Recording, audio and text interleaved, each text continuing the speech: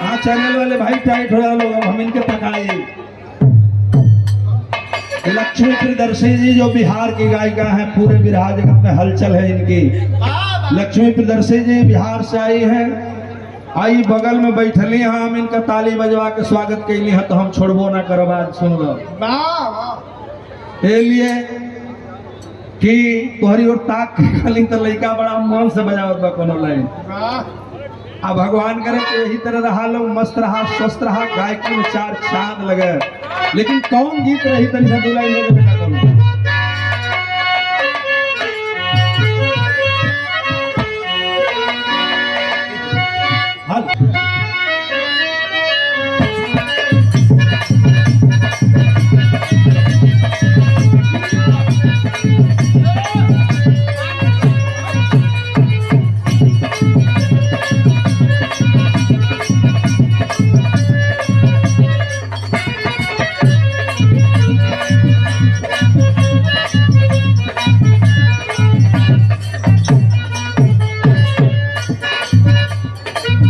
YouTuber channel वाले भाई बैठल बाटे। एक दिन हम मोबाइल चलावत रही, कोई मोबाइलिया में वो फोटो हम देखलिए लक्ष्मी के। आज हम देखत है या मोबाइलिया में जब देखली तो हमके कुछ अंतर लगत बा।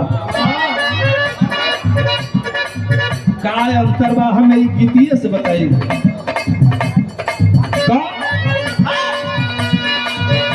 और घरी हरियरी लगलू ए लक्ष्मी तोहरा खातिर स्पेशल बा। भगवान बनौले रहा हो, कुशल रहा लो।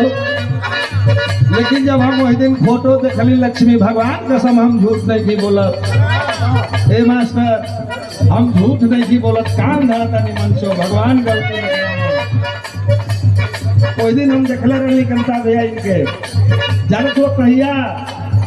और घरी हरियरी लगलू सोना सड़िया परी लागलू।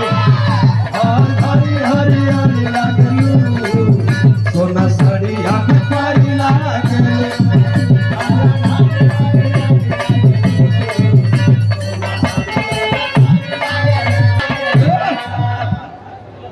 तोहर के सिरोड़ा नहीं खे चितवा तनी हमरो हो, तनी हमरो ताता। तोहर के सिया का जोड़ा नहीं खे, जरे वाली मर करी लागलू।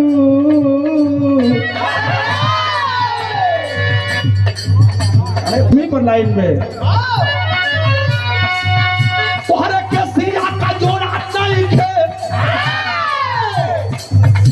तोहरे के सिया का जोड़ा नहीं खे, चारे वाली मार करी लागलू। खट्टा मीठा रस भरी लागलू। और घरी हरी हरी लागलू, हरी हरी हरी हरी लागलू।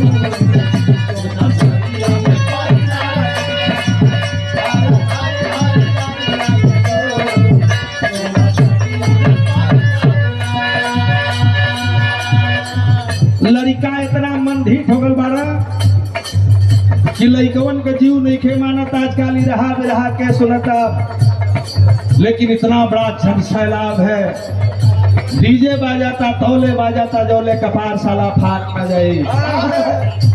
धक धक करेजा करता दादा मर न गई है, तौले डीजे बाजाता। हम का बताइए वो बाराती में यही तरह हो गई है।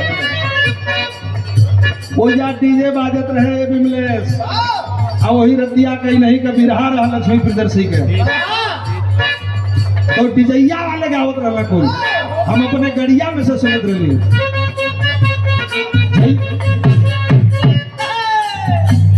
जैसे जुआ महुआ राजा,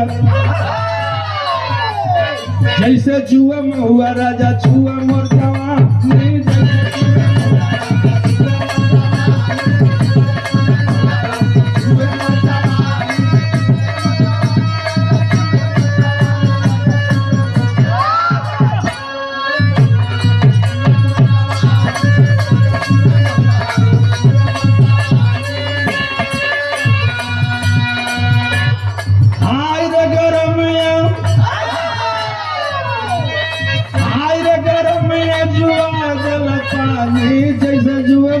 राजा छुए मोर